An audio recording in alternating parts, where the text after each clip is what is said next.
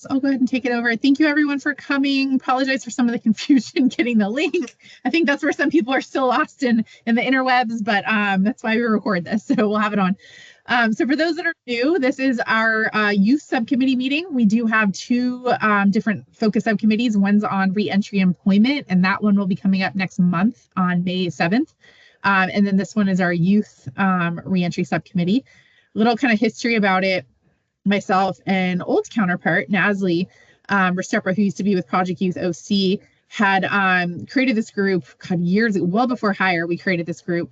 And we created it as a way just for community partners to connect, talk about kind of youth challenges and issues in the community, you know, for us to better network, you know, kind of talk about those programs for youth, because there's a lot of stuff going on for adults, but the youth were kind of forgotten about. And so this group came about. Since that evolvement, both myself and Nasli were serving on the Juvenile Justice Coordinating Council, which is our county council that oversees funding from the JJCPA, which is funding that comes down from the state and then gets dispersed out to the counties, if you will. So we oversee that funding and policies and that kind of stuff. So after 6 years, I got the boot last month, not the official boot, but got to step aside. And so our two new kind of community people who are on the council is Fred Lapusa from the Diocese of Orange and Nati Alvarado with Nati's House and Neutral Ground are both on there. And there will be a third seat, which hopefully they'll be filling at the next meeting. So I'll still be attending and bringing that information back to this group so we can still like discuss things. However, I'm not officially a council member anymore, which probably gets me out of less trouble since we're recorded and I used to say things, but a little bit of history about that too. So historically, the money for the Juvenile Justice Coordinating Council was distributed directly to county agencies. So county agencies, for the most part, it was their programming that was being funded through probation, sheriff's department, healthcare agency, some other stuff in there. And again, great programming. However, there was no money coming to community organizations. So for the past 6 years, I have been working tirelessly to really push for accountability, transparency as far as outcomes with that funding. So it's great we have these programs in place, but what youth are they actually serving? Is it working? You know, because there wasn't a lot of information on that. So what we've worked on the past few years is putting together a like reporting process and then a report out process. So everyone who's funded by the JJCC has to do a report out annually on who they've served, what those outcomes are, the locations, all that kind of stuff. And so these are public meetings, which you guys can attend. I know Hannah attended the last one. Excited to see a new face there. But those are public meetings that also happen quarterly. And then so the second part of that was, great, now that we have some visibility and transparency, we need to also fund CBOs, because part of the legislation around this funding was that the funding has to support programs that touch county agencies, community-based organizations, education systems, and the community at large. And when you're looking at the programs, a lot of them did not do that. And so my push was, you guys, one, need to engage community-based organizations, and two, we also need to fund community-based organizations who are literally, you know, kind of boots on the ground doing this work. So we as a council had agreed last year to fund, there was some excess funding. So $225,000 was going to be open to community-based organizations. So for me, I was like, that's not enough, but it's a great start, right? So we opened up that funding last August and got an overwhelming number of applications in a good way. And so the council decided and voted on last October to fund pretty much every single one of those programs. So instead of $225,000, it was just over 1.1 million, which went to CBOs. So some of those programs, which were funded, include Vaughn's program, Construction Training Partners, which we'll hear about a little bit today, Project Kinship, Prism Way, Project Youth Orange County, Boys and Girls Club, Human Works, who's also on the call, us at Hire, and Waymakers. So funding 1, 2, 3, 4, 5, 6, 7, 8 organizations with 1.1 million versus 1.1 million that usually goes to like one program is huge. And so what I hope to do is to continue to report out not only on these programs, what we're doing, but how we can help partner support these programs. Because if these programs are not successful, chances are the funding goes away for those as well. And so part of what I'm looking to do is really making sure that these programs are successful and that we're sharing those successes, supporting one another, all that sort of stuff in this project. So today I had invited, or we had invited Vaughn to report out a little bit on his program at CTP and tell you guys a little bit about their program in general, but then also what they're doing as a result of this funding. And then we were going to report out on our program. So our Time Mentor program has been in place for a few years now. However, we finally got some money to support its growth and serve more youth in the community. So Sam and Hung will be sharing out about that as well today. But yeah, just want to give you guys a little bit of update and kind of backstory on that and why it really is important for a community to be showing up and being heard, at these events.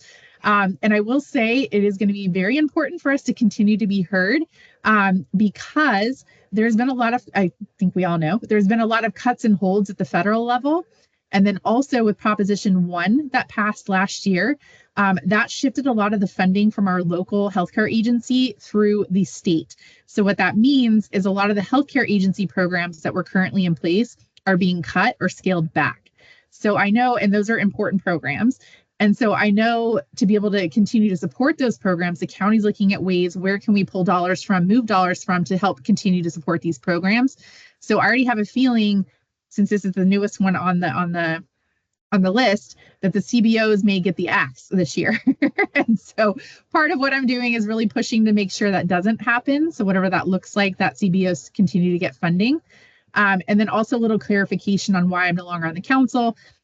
So we have discovered in this process with CBOs getting funding, there then becomes a conflict of interest to be on the council to vote on this. So anybody who received funding, which was a big chunk of reentry organizations here in the county, cannot serve on the council. So myself, Project Youth OC, and Waymakers, who had the 3 seats for CBOs, all got our seats. Hold is the wrong word, but we're not eligible to serve on the council anymore. So that's where Nati and Fred came in, because they're running programs but did not get funded. However, a concern I had, which I brought up at the last meeting, is that if we continue to fund CBOs, which is the goal, right? We want to be able to fund different programs. That essentially is going to eliminate all CBO voices from the council. So the council said if and when we get to that problem, then they can reevaluate and reconsider people who have previously been on it or who are funded to serve on the council. So a little bit of story why I'm not on it, but I still will be attending as a community member and being heard. So we'll continue to update you guys and let you know when those meetings are and all that kind of stuff to kind of attend as well. So I do want to pause because that was a lot of information. In case anyone has any questions on that or where any of that stuff came about. And welcome, Marley. We saw you come in. Thank you. Sorry about it. Yeah, no problem. We had a little confusion here with the links and everything else. So we're glad everyone made it who made it. So glad you're here. Can you talk about the state? I think you're cutting out. Okay, can you hear me better now? Yes. Yeah. What did you say? The state funding sources, does the county have any, is there any handoff going on in terms of names? That's kind of what's a little bit of what's happening over here in terms of the program funding and changes in the way the funds are coming. And we hope that we have at least the same level of funding as last year, but we don't even have the contact name of who is picking up the, is that something that's, yeah. Is that something that does the county say, oh, we know the CBOs, if they are successful, they should be funded, and there might be a program or an office that would be taking that application for next year? So thankfully, we haven't encountered that challenge. And so all the funding for right now is overseen by the JJCC body. So that body is always the one that will oversee the funding, vote on it. It still goes to the Board of Supervisors for final approval and then distributed which goes through the county CEO budget office. But at the end of the day, like, yeah, the body is always there. And so the council is the one that will decide on how much funding, if we're funded, who continues to be funded.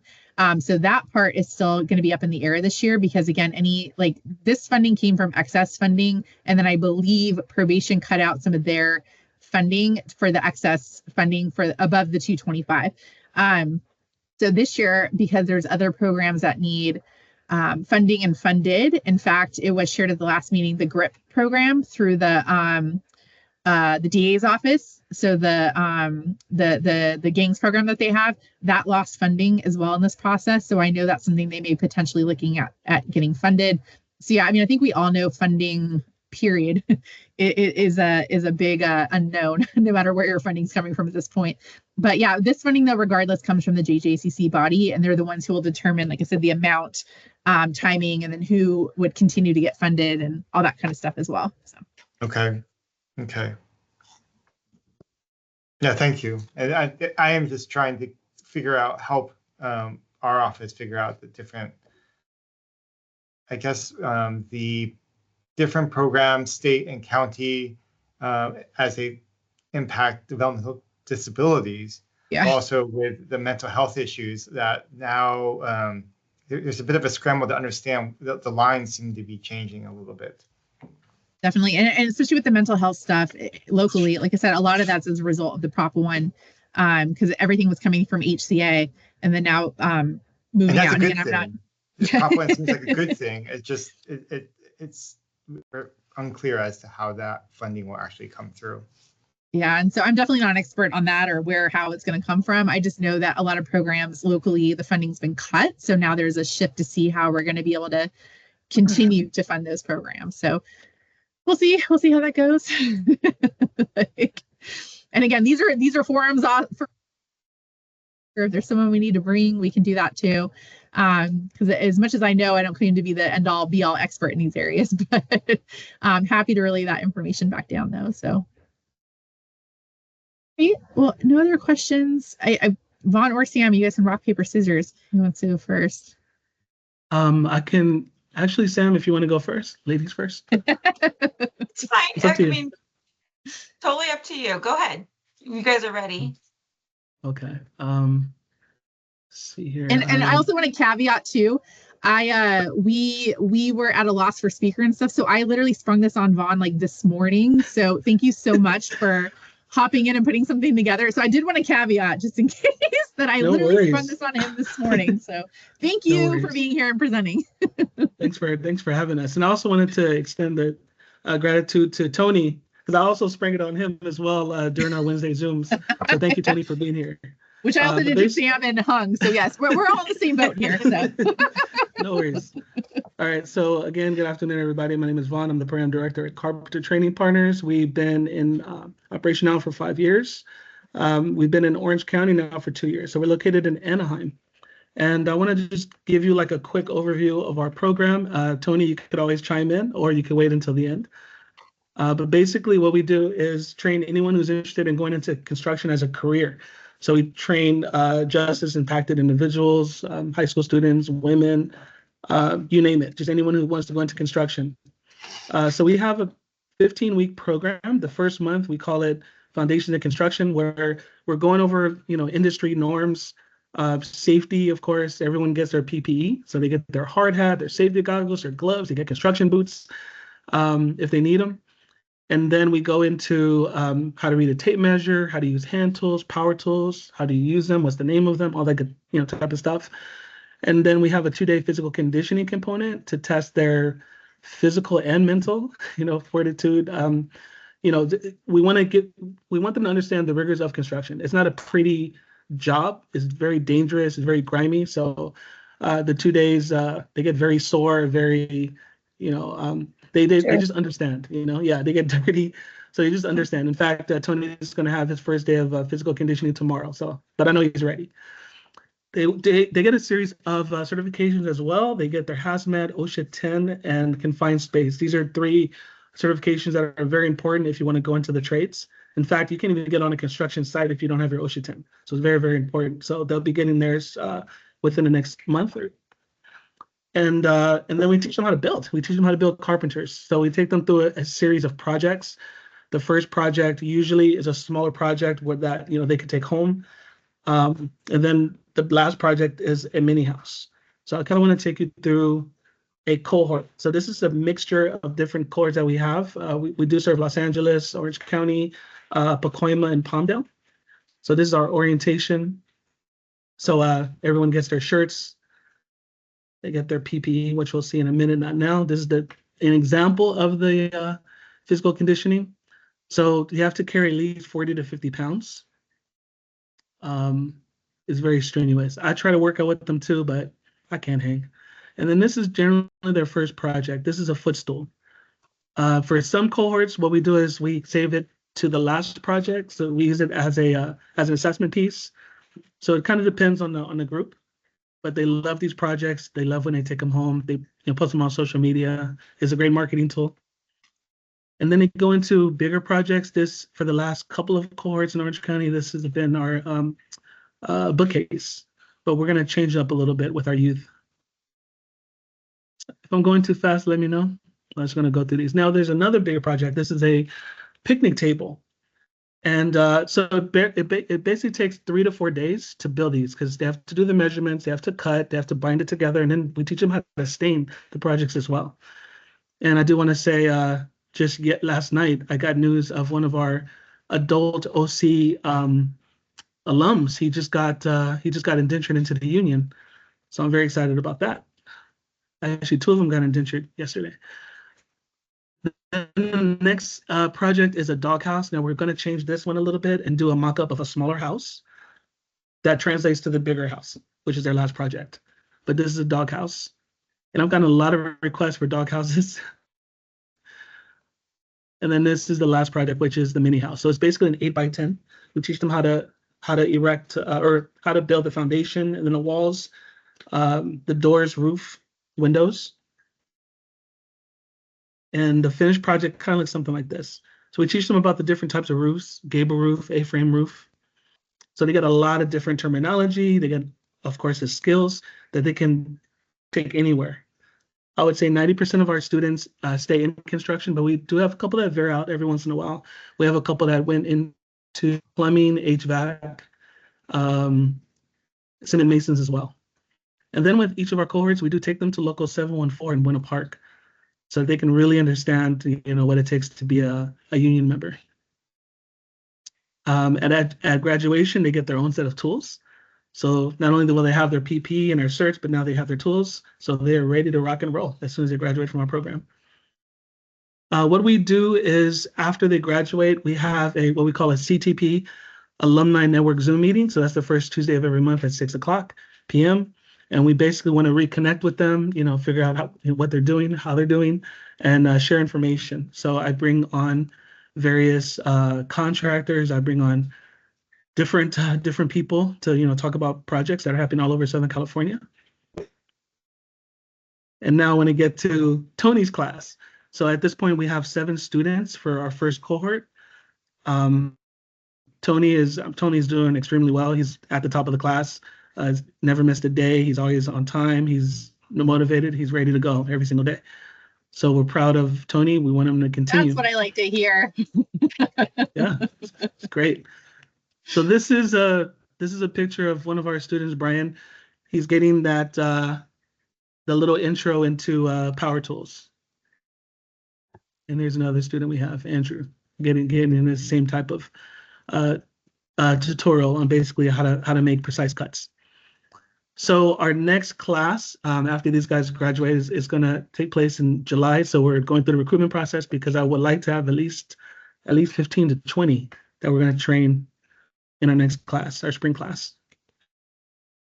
And we had so we invited Disneyland to come and talk about their jobs.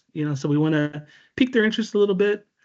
So they came by, and they're also going to come to our next CTP Alumni Zoom Network meeting in May.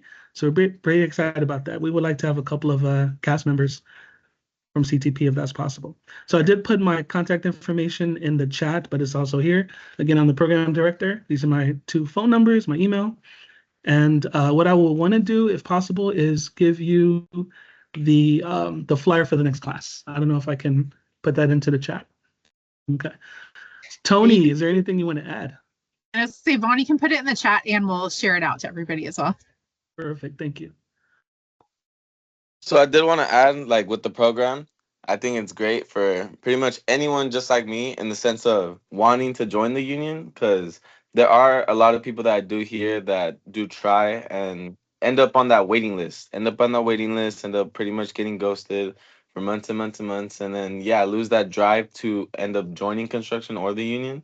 So it's like being able to get the experience while I'm technically waiting, and also have another opportunity down the line to get into like a boot camp or any type of other program to, just get my foot in the door faster. I think it's like really great about the program, because, if I would have ended up on that waiting list as well, and then just time goes by, getting impatient, other opportunities coming up, I for sure would have never known if I would have even continued with the passion of construction, just because, I don't know, I like it. I like labor. It's cool.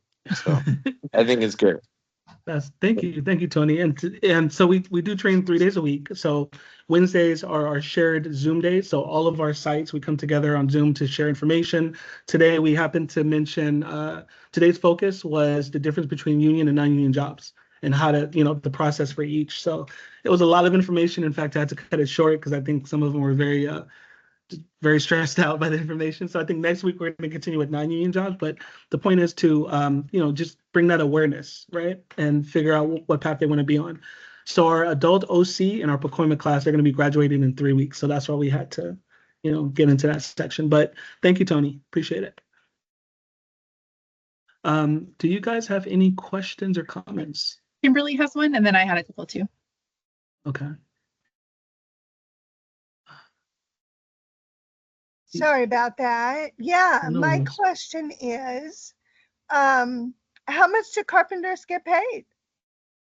Kind of depends. So with the union jobs, they're going to start out basically making $20 an hour, and it goes up pretty much every 6 months if you have consistent work.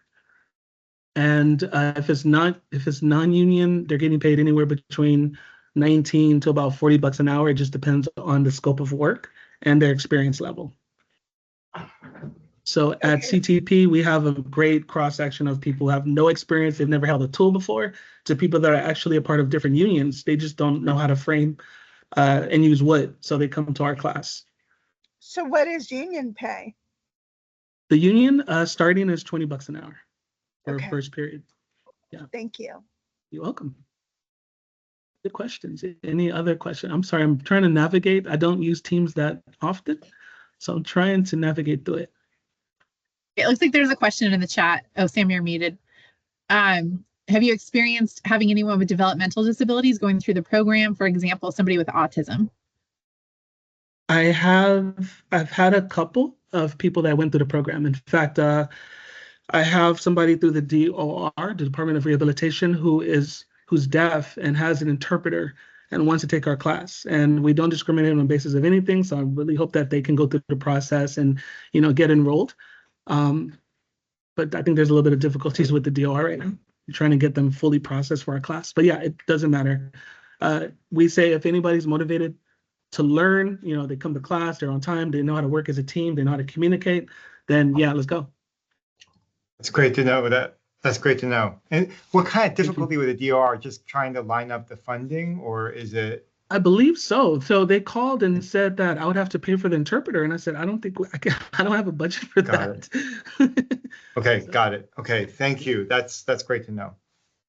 Thank you. And then Vaughn, I was going to ask, and I know the answer to this, but in light of the topic today, so for the JJCC funding, one, I wanted to hear how has that helped your program, and then two, also to let everyone know the ages that you're serving and when those programs are. Okay. I think the funding is helping tremendously. I mean, we just started in March, right, last month. So it's taken a little bit of time to get the footing, but I think we'll be okay. I think the funding is just tremendous because it helps us support the students that come to class, that want to learn, that want to, get further in their careers, starting their careers. And I don't know, I'm just very, very much enjoying the process of this first cohort. And then And the then- ages were 18 to 25. Actually, 17. Sorry, we have a couple of 17-year-olds. So it's 17 to 25. And are you taking people beyond those ages outside of it? Because I know that's for the funding, but are you taking people beyond that for other programs, or is that just what you're focusing on right now? We're taking other people as well. In fact, I'm in talks right now because I do have somebody who lives in La Puente, but they are on probation through Riverside County. So I was going to ask Carolyn if we can admit her for the next class. So as an example. Any other questions? And last question, why are University of Redlands graduates the best? I don't know. That's right. Tamale. Sorry, Vaughn, a Bulldog. We went to the same university. Yes. All right. Thanks, Vaughn. Thank you, guys. And Tony, thank you both for being here. Thanks, Tony. No problem. Thank you guys for the chance. Yeah, Tony, I love hearing it's going well and you're showing up on time, my friend. So we're excited to help you with the next phase as well. So I'll be in contact with you real soon. Yeah. love it. Awesome. Thank you. Time goes by so fast. He's going to be graduating in a short time. Yeah, you just had 3 weeks. You have to tell us about the graduation. Maybe we can swing on by. Sounds good. All right. All right. Sam and Hung, turn it over to you guys. Okay.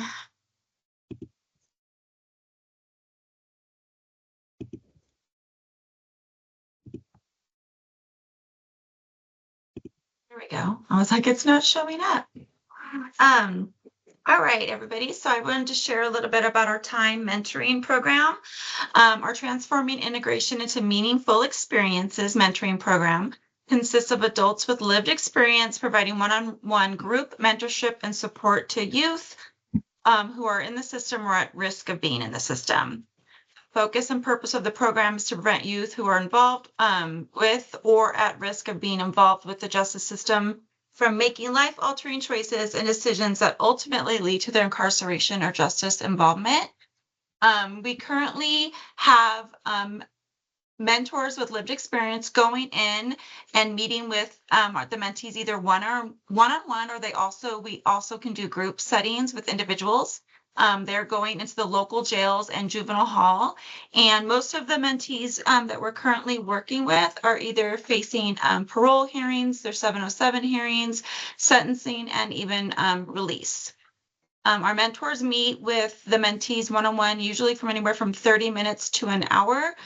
Some are meeting with them weekly or bi-weekly, and the length of the time in the program really just depends on how long they are waiting for these hearings or release and all of that. So we have some that we've been working with for just started, and then some we've been working with for several months now. When our mentees go in there, they are doing multiple things, and I'll let Hung go into more detail, but they're focusing on all kinds of things from mindfulness, meditation, journaling. They are working on goal setting and really helping them realize or kind of picture what their life could look like or what they want to do when they get out. They also are encouraging them to pursue education or other training or other programming while they're in incarcerated, such as cell dogs. They are also really great at helping them prepare for those upcoming hearings and how to talk about, how they've changed, the things that they've done while in the programming and what that really looks like. And I can let Hung speak more to that because it's really amazing that even some of the simple things that these mentees want to say, how they can really be, how the best way to have them to share that information with the judge and everything. So they are also then looking at reentry plan. What does reentry look like? And that means from like the first day they get out, the first week they get out, 30 days after they get out, and so on. And then also our goal is to provide support post-incarceration and once they get out, how we can support them through resources or employment opportunities and stuff like that. So Hung, I don't know if you want to share a little bit more about that or even share some experiences with your current mentees. Yeah, hi everybody. I'm Hung Nguyen. I'm formerly incarcerated. I was incarcerated for 23 years and was released 4 years, approximately almost 4 years ago. I've been with High for 6 months now as the volunteer and now as a consultant, a time mentor with High. Uh, Basically, our job is to go into the juvenile system and the county jail system to mentor juvenile kid and young adult that in the system. I currently have 4 mentees, two in the juvenile system and two in the county jail system. What I goes in there, basically, we have a one-on-one talk with them. With the juvenile, I normally introduce myself, told them about my past, and kind of explain it to them. If they continue going the route they're going, they will end up in prison for a very long time. For life sentence, I kind of prepare for them what they look like if they continue down that route, if they don't change their lives around. And I'll encourage them to involve in education, self-doc training program, complete the high school diploma, their college if they can. We normally answer any question that they have. But most of these mentee that we have, they requested to be mentored, not just we just randomly pick. At somebody that formerly incarcerated, I understand real well that sometimes we needed help, but we don't know who to talk to, or how can we talk to somebody that been through what we've been through to understand us. So I normally share with them my experience in incarceration, what it's like. Same thing with individual in the county jail. I have 2 mentees right now is in the county jail system who been incarcerated for 20 years now, but they was arrested and sentenced to prison when they were 16, 17 years old. And now they come back here for 707 hearing, resentencing. Same time, I will prepare them for the hearing, explain it to them. Importantly, is the impact of their action, right? And always explain it to them. The ripple effect is the more thing I explain it to them. Like when you commit something, the impact more than just you and the victim. The impact the community, the victim family, your family, everybody surrounding you impact by what you did. So, and at the same time, also undo their criminal thinking, their personal belief that they was raised to believe all these years as the former gang member growing up. They were taught how to be tough, how to uh, uh, uh, answer anything with violence. So, a lot of time I talk to them, make them understand that they have to erase all the criminal thinking out of their head. So when they come home, they be successful. Same thing like Sam was shared earlier, also prepare them what it's like to come home. You have to start writing down your goal, what you're going to do the first day you get out, the first week you get out, 30 days you get out. Who should you call help if you have drug addiction, alcohol addiction, or even involved with gang? Who should you call help when you needed help, right? So I give them all information, make them work on it. In my personal experience, two of my mentees in the beginning when I first met them, it was very difficult because they still with that criminal thinking, still with the criminal mindset. But after 6 months talking to them and explaining to them, and I can see the change in them. Now they think is different. They're exciting. They want to, you know, two of them say, if I ever get out, can I be a mentor like you to come back into the system to help other people? And I said, definitely. That's what we want. We want to go back in and share our story. So, I've been working for 6 months, and it's very, very rewarding, especially with kids in the juvenile system.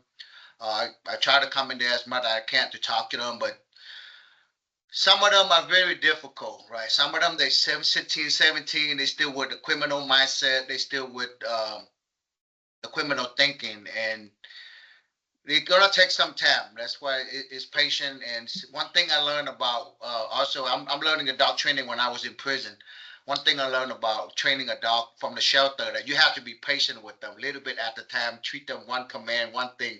Slowly unbreak the dog habit. Same thing I apply them into talking to the juvenile kid, that get them slowly to understand the impact of their action, their thinking, the way how they act, and try to get them to change that thinking, to clear out all that thing they learned from the street, the personal belief, or they were taught by the other gang members. So they've been very rewarding working with them, and they've been going great. And I hope this program continue on, and we can have as many kids that we can, not to make the same mistake that I make. That's what I always told them. I just make sure that you guys don't have to be spent 20 some years in prison to wake up to realize that you was wrong. I wanted you to realize now so you don't have to deal with all the headaches ahead of you. Thank you. Thank you. Does anyone have any questions for Hung? The question. Hung, so I know you shared, and again, I was going to ask this at the end, but it's fine now.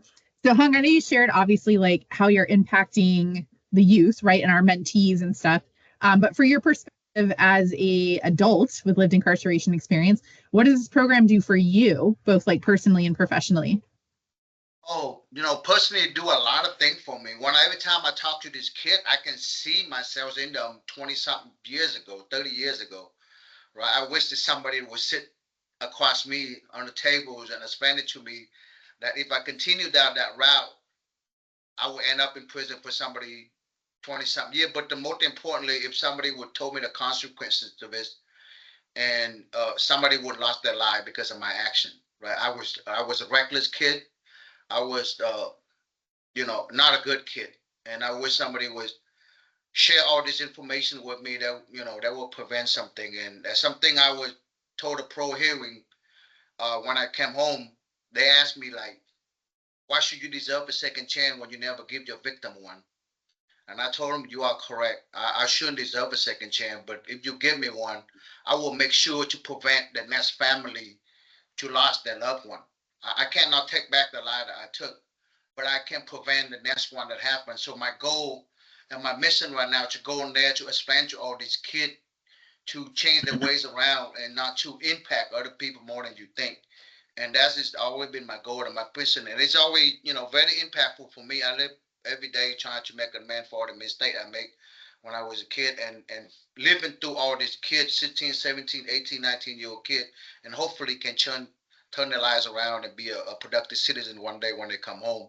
And it's very been reward for me. And that's one way for me to making the man for the mistake that I make in the past. So they've been, a mother for them is for me too. They've been very rewarding for me to be able to work with them. Thank you. I have a quick question for Hung. Yeah. So we have a 17-year-old who's training with us right now. Trying to get to know him a little bit, I learned that he's part of the foster care system. He lives really far from the training. So for example, before his little spring break, he texted that he had a hard time getting the bus to come to Anaheim. So he just didn't come to class, right? And I tried to, text him back and call him, didn't answer the phone because I'm thinking, I'll go pick you up, or I'll go send a trainer to pick you up. Never did. So he's very closed off, right? So my question is, what type of strategies do you think we should be using for someone like that who's just really closed off? I mean, I think he's still come a long way in the last 3 weeks, but he's just still closed off. What do you think? From my personal experience and being in prison and listening to so many of those stories from kids that been in the foster care, been grew up without their parent, their way of thinking is like nobody cared about me, right? Mhm. Nobody give a damn how I live or how I die, so they go down and do a lot of things. So the one way that we can break to them is like once again our patience. We have to show them we do care, right? If you call him one time or you text him one time, we don't respond and you forget about him. Be like, see, I knew it. They don't care. They just go through the motion, but they really care. That's why for me, with the kids inside the juvenile system, that I want to consistently see them every week, so that I'm here for you, man. Talk to me. In beginning, they're gonna always close down. They don't want to say nothing, right? I have a couple kids that just sitting there and just nod their head and not saying anything. But 3 week, 4 week, 5 week in, they're like, okay, this guy is not giving up on me, and they start sharing a little bit about their childhood trauma. What is 99.9% of them was in the system because of their childhood trauma. They've been abandoned, they've been abused, they've been neglected, or whatever the reason is, or grow up in a bad neighborhood, whatever the reason is that lead them into become that bad person or a bad kid. So we have to be patient with them and consistent with them, right? So be able to break them, especially he's 17 years old. That's still his thinking, like nobody cared about me, like my parents don't care about me. My foster care don't care about me. So why should these people that I barely know care about me? But if we're consistent with them, if you tag them, you call them, you keep consistent in doing it, sooner or later, you're like, oh, this person really care. Maybe I can trust somebody for one, because most of the kids that grow up in the foster care system, they don't trust nobody. Okay, thank you. Thank you. I appreciate that. Any other questions for Hung?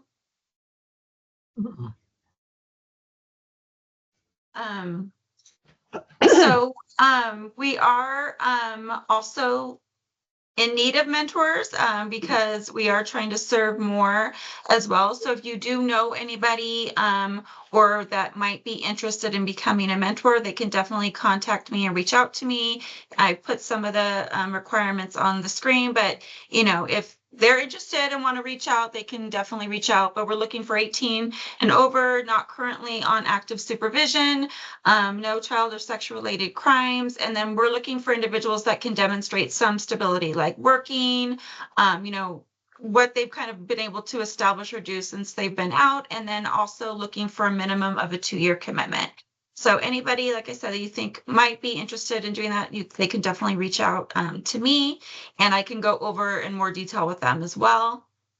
And then also, if you have a need of an opportunity for our mentors to attend a speaking engagement or a group, also you can reach out to me and we can coordinate that. I get to work very closely with our mentors, and I just cannot stress enough the impact that they are making. And you know, I get to hear often that resistance or some of the struggles and the challenges in the beginning, but it is so amazing to see where some of our mentees are now from where they began when they started working with our mentors. And just I'm continuously, Megan and I were talking, blown away about how much progress our mentees are making and how just appreciative they are of the mentors. So again, if you have any need or anybody interested in becoming a mentor, please let them have them reach out to me, and I'd be happy to discuss it further.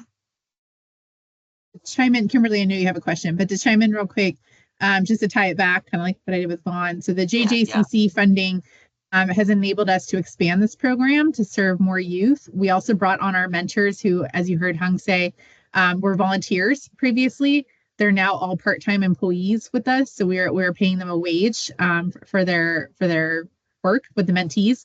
And Hung has been contracted right now as a consultant to help us build out this program as well. So he's doing a lot of work in that area too. But the mentees, they do the one-on-one in custody, as Sam said, and then we also have the opportunity, if you have a group of youth, for them to come speak too. So we've done a lot of like community groups in the past, like at say Project Youth OC for their diversion program. Like we've come and spoken at their like orientation. We've done programs with Waymakers. We've gone in with Cell Dogs to talk with their groups. So if you guys ever have any opportunities, our group would love to come out and talk with them and see how we can engage. So Kimberly, your question? Yes, a couple of questions. Number one, what is the pay rate for mentors? And then number two, what is the age group of mentees? Great question. So the pay rate is $20 an hour. And again, it's extremely part-time right now, but we're at least paying them for their time that they have. And then the age range. So for the grant, I think, Sam, what do you do? 16 to 25 as well. In there for the grant that we can count. However, a part that we didn't cover, why we're serving youth both in juvenile hall and in the jails, is because we're serving youth in the juvenile system. It does not mean they're an actual youth. So one of Hung's mentees is actually 42, but he's still in the juvenile system because his case got pulled back to the juvenile system. So those, we call them youth still. I guess they're all youth to me, but we can't count them for the grant, but we still serve them through our mentor program. And we hope to, again, as our organization grows and this program grows, to be able to start serving like peer mentor as well. And by peer, I mean like peer aged or professionals coming in and working with even adults, like in the adult system and that kind of stuff as well. So, but yeah, as far as if you have a group of youth, like it could be mixed, it could be whatever ages. We don't discriminate around here. We'll come talk to them. For us, it just determines who we can count for the grant, though.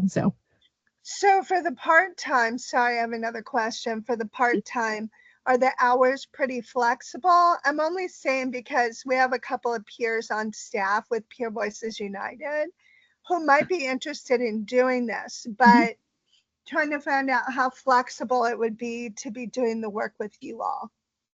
100% flexible. In fact, Hung, I don't know if you want to share about kind of what your hours look like. Sure. I mean, Hung's different because he's also in a consultant role. And so we have him taking on more mentees than everyone else. But the majority of our mentors have 1 to 2 mentees. And yeah, Hung, if you want to kind of talk about what those hours look like. Our work hours very flexible, especially in the juvenile system. We can come visit them from Monday to Friday. So you make an appointment, whatever time you want to come visit them. Right now, we have to make an appointment because the visiting facility and juvenile hall, they reconstruction, so they only have limited room. But when that was done, they will have more visiting rooms. So from Monday to Friday, whenever they have time, they can just drive up to the juvenile system and go visit them whatever hour they're convenient. The same thing with the county jail system. Work between from Friday to Monday. That's the visiting hour. Whatever the hour you have time, you make appointment. You come visit them in there at whatever you have time. So it's very, very flexible. Okay. When they And go there. So, to clarify in the jail system as well, again, going back to we take all backgrounds. The only exceptions we cannot do is anything child related or sex offenses for the mentor program. We work with everybody though in all of our programs with any offense, any age, but for the mentor program, it's restricted. So for those that have mentees in the jail system, we still have to get jail clearance. If people can get cleared, they can go in any day of the week at any time to go in. It's still behind the glass. If they cannot get cleared, they just go in during like public visiting hours, which is Hung shared is the Friday to Monday. And they just call, schedule an appointment and go in. And then, but yeah, we're pretty flexible around things as well. Like we have a mentor right now who had surgery today, actually, and is going to be out for a few weeks. And so during that time, she'll write letters to her mentee and communicate that way. And so, yeah, it's extremely flexible. The only thing we ask though is the consistency, because I think as Hung shared a little bit ago, right, with the youth, you know, they don't expect you to show up or someone to care. And so if you're not showing up consistently or it's every here and there, like they're not going to open up to you. They're not going to connect with you. So that's the only thing that we ask is that consistency, and it doesn't have to be weekly. It could be bi-weekly, you know, whatever that is, but just make sure that you're consistently meeting with your mentee. And if you can't meet with them, that you're communicating that somehow, whether a letter. We have another mentor, his mentee is in Theo Lacey and has access to like the iPad, so can FaceTime, that kind of stuff. And his family pays for that, so they can communicate that way. So again, we get as creative as possible as we can just to be able to support the youth. So if you do have anybody though, send them over to Sam, and Sam would be the one to kind of screen and make sure that they are a fit. And if not, we tend to get people involved in many other areas as well. Okay. So. Thank you. Kimberly, we even have one mentor that currently is meeting with his mentee like in the evenings, like 7 to 8 too. So there is. You can do that. Okay. Yeah. All right. That's great. Okay. Any other questions? Awesome. Thank you all. And and then Jade, are you still on? Jade's on. I don't know, Jade, if you're even able to give any since Human Works was also in funded. I don't know if you have any updates on that program, and if not, it's totally okay because I'm putting you on the spot. But since I know Human Works also receives some, I want to see how that's affecting Human Works, if anything. Honestly, I have no information on that. That's what I figured. It's okay. Love it. Well, glad you're here. Glad it's funding over there too. And excited to hear more about the other programs. So yeah, so with that, if you guys want to open up, if anyone has any announcements, recruitments, events coming up, networking, topics you guys want to hear for our next meeting, which will be in July 9th. Couple things, heads up about that. We're going to be moving into our interim facility in mid-July. So I'm hoping we're still able to keep that date. We'll see, because it may be a little chaotic, but right now we're hoping to keep it. And the Youth Development Court team from UCI will be coming to share out on their program as well. But if you guys do have any thoughts or ideas or challenges in the community, let Sam know, and we can try to book that and get that set up as well. So, and sorry, Hannah, did you have a... I just kind of wanted to share that this is how we first met Hire, that your mentors came to one of our groups, one of our training sessions, and they shared, and it was really inspiring. So much so that I don't know, are we a year and a half later, one of your mentors is now also helping to train dogs with some of our groups. So it's really cool. It was nice. And I was actually thinking we might repeat it, because hopefully by now it's a whole new set of youth we're working with, and it's probably a good idea to think about that again. Yeah, absolutely. We would love it. And again, that goes to show, again, anyone who's known me for any amount of time knows I'm all about partnership, right? It really does take a village here. So how can we all support each other? And what was cool about that, our mentors coming in and talking to the youth in the Cell Dogs program, all the mentors that shared that day have been through dog programs. Exactly. So they were excited about facilities. it. Yeah. And then they were also able to like promote that program and several of their mentees that they currently partnered with in the Cell Dogs program. So they actually got to connect with them like in person too, to be like, hey, like we're meeting you officially, you know, and whatnot. So it was a pretty cool. And some of them experience. ended up with careers with the experience that they learned at their respective Cell Dogs program, and it's a great industry to be in, pets and dogs, and so who doesn't like puppies? Full circle. Who doesn't? Although it's hardly the cute puppies that these guys wanted. Indeed. They take on the harder challenges sometimes. You know, it's a long story, but actually, shelter dog is the one that saved my life. It's a long story. We don't have time for, but working with dog really changed my whole life when I was incarcerated. How we can take a shelter dog that nobody wanted them, they throw it away or they let them go or whatever. We can take the dog in and turn the dog into well-behaving that everybody wanted that dog. Right. So a lot of time I always share that. I relate to that because I was the bad person. Nobody wanted me and throw me in prison. And now if I change my life, maybe somebody wanted me and let me go home someday. And working 100%. With dog has really changed my life. So I just want to share that. So that's why I always encourage all my mentees. They have the dog program, sign up for it. It's going to be a good trade when you come home. But not only it changed their whole life because they know for the first time what it's like to take care of another living being. You know, because most of us growing up would ever take care of nobody. We just barely take care of ourselves. But now you're working with the dog.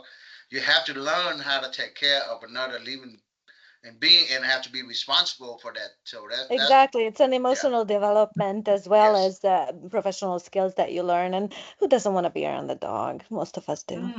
Right. But I think Hung, the statement that you just made is pretty universal with what I hear from a lot of our program trainers or even the people who have been in the program for 20 years that I've been doing this.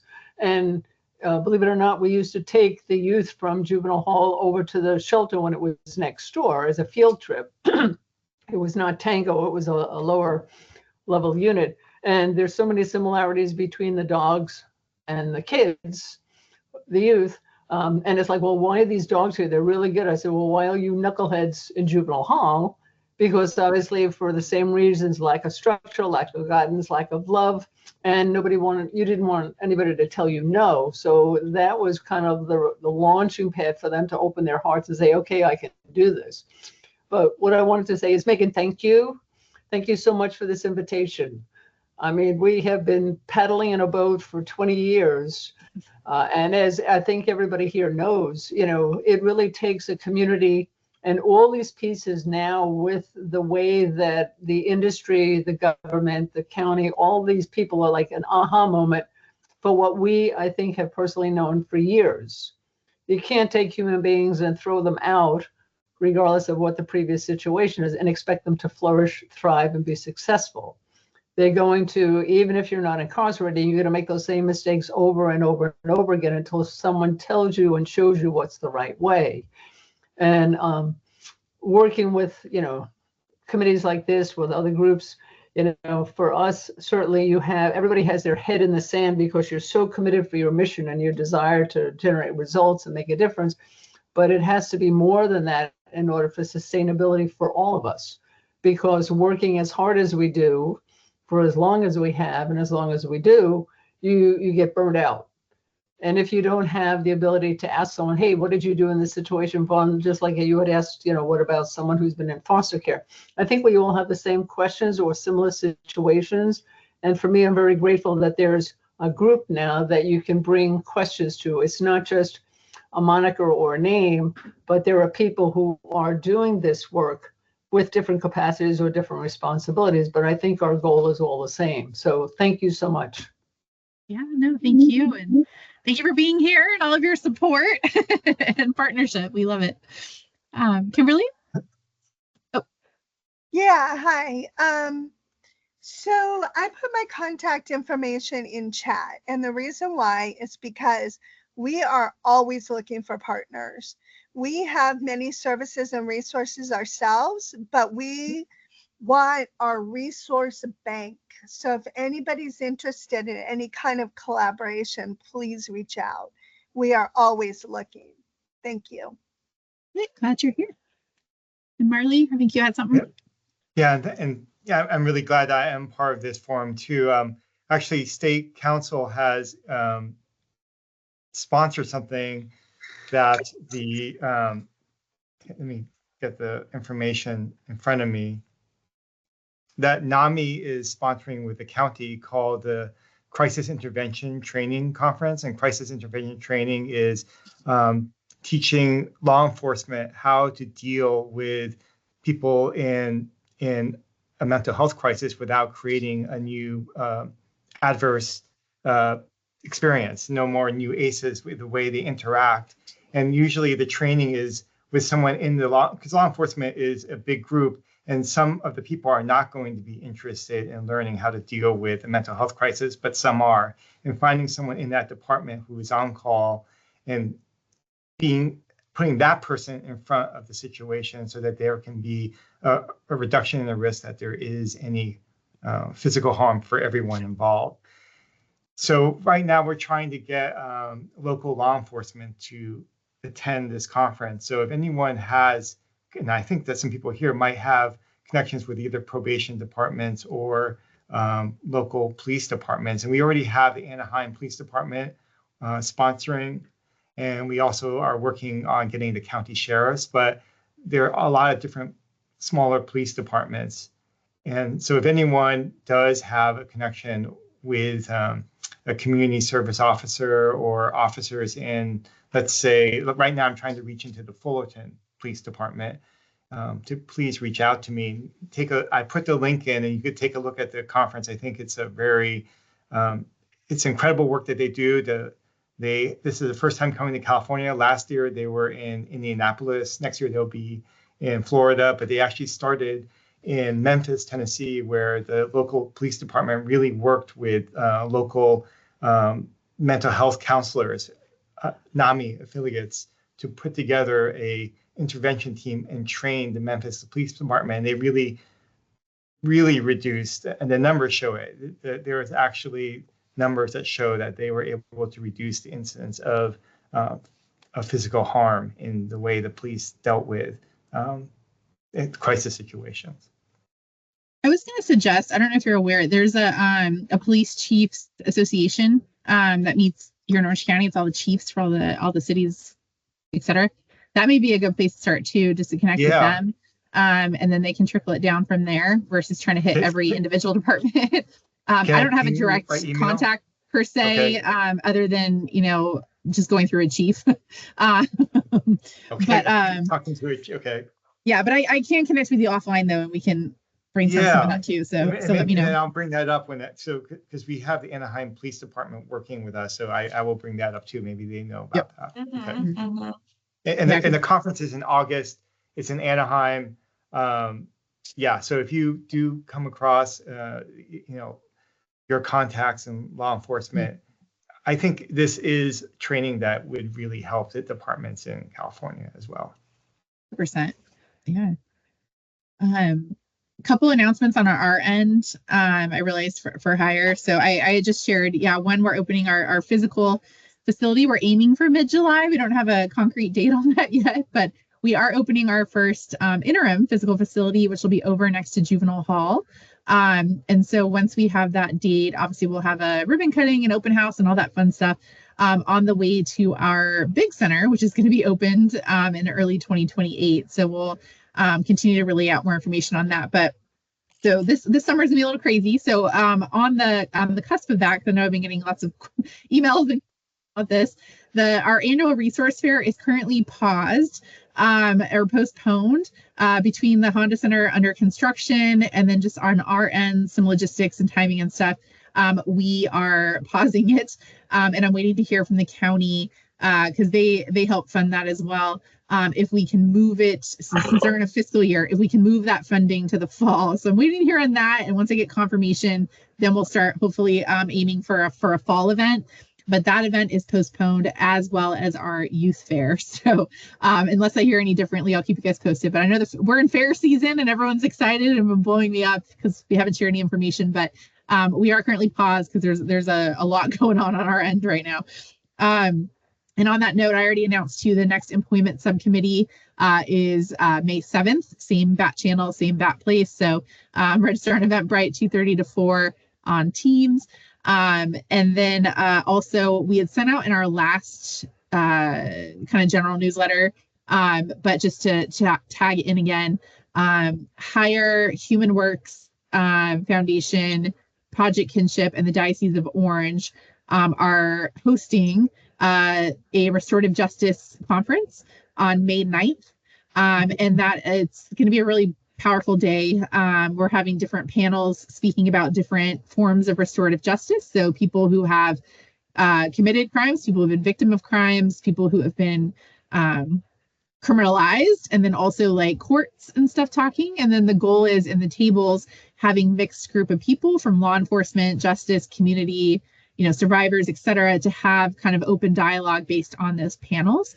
So it's gonna be an all-day event at the Christ Cathedral over in Garden Grove.